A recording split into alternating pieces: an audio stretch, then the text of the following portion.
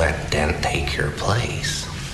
Even to a guy like me, that's cold. Where's Dent? Those mob fools want you gone so they can get back to the way things were.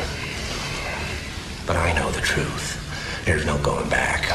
You've changed things. Forever. Then why do you want to kill me? I don't want to kill you. What would I do without you? Go back to ripping off mob dealers? No. No, you complete me. You're garbage. Who kills for money? Don't talk like one of them. You're not. Even if you'd like to be. To them, you're just a freak. Like me. They need you right now. When they don't, they'll cast you out. Like a leper. See, their morals, their code. It's a bad joke. Dropped at the first sign of trouble. They're only as good as the world allows them to be. I'll show you. When the chips are down, these civilized people, they'll eat each other. See, I'm not a monster. I'm just ahead of the curve. Where's Dent? Have all these rules, and you think they'll save you. Who's in control? I have one rule. Oh, then that's the rule you'll have to break to know the truth. Which is? The only sensible way to live in this world is without rules. And tonight you're gonna break your one rule. I'm considering it. No, there's only minutes left, so you're gonna have to play my little game if you want to save one of them. Yeah. So why did I just put that there? I wanted to illustrate a good example of how an ENTP and INFJ conversation goes, kind of. It's not necessarily that brutal or that fierce or that good and evil, but, that's kind of how it goes. ENTPs will completely just try to troll me. They'll be like, because they troll they just try to question everyone's beliefs, insist that their beliefs are bullshit, insist that,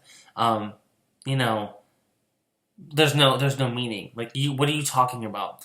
And they will they'll laugh at other people's, like, oh, you believe in things kind of thing.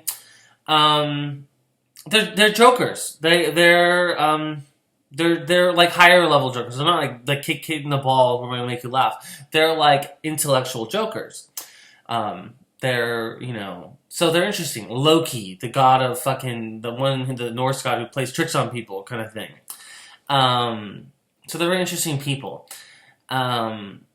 So the Joker is obviously an ENTP and Batman's an INFJ, and, they really go through the struggle of like the Joker's entire vision is he got thrown into a vat of acid, and he really does not think that people are good, and nothing makes sense, and people will treat each other like shit and rip each other to shreds. And Batman knows the same thing. He's been treated like shit too.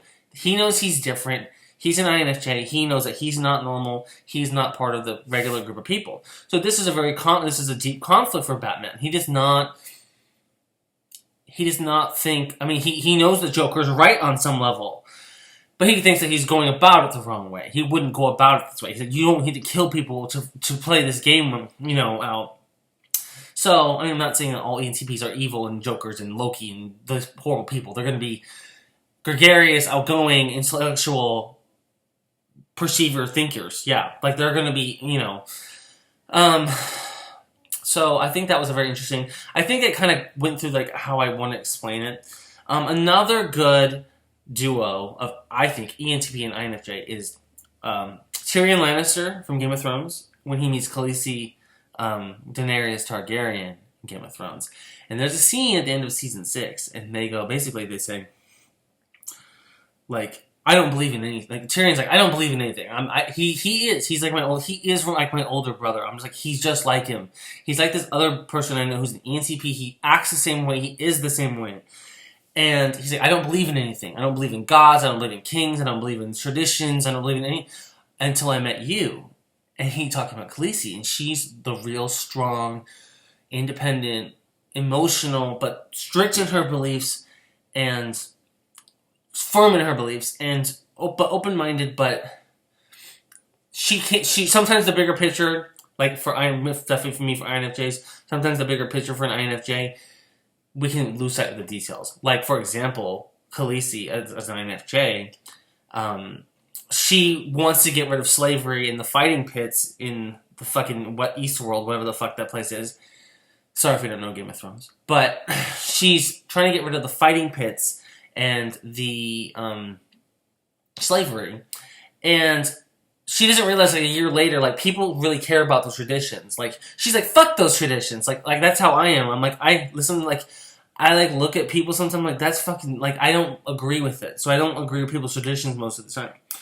I don't value that. It's not something I value. And, sometimes that bites her in the ass, and a little bit later, she doesn't forget that, other people do care about this. Like, so I think that's another good INFJ ENTP duo. I know a lot of ENTPs. I have my older brother and this older gentleman who I know, who we talk. We have great conversations. They're interesting conversations. They're very smart, intellectual, thought-provoking people. I would say that's what they are. They're thought-provoking. And that's really a good match for us. So I just wanted to make a video about that. I want to know what you guys think about ENTPs and INFJs. If you know any of them or any of the types, and let me know what you guys think, and make a like and subscribe and comment below. Thanks, guys.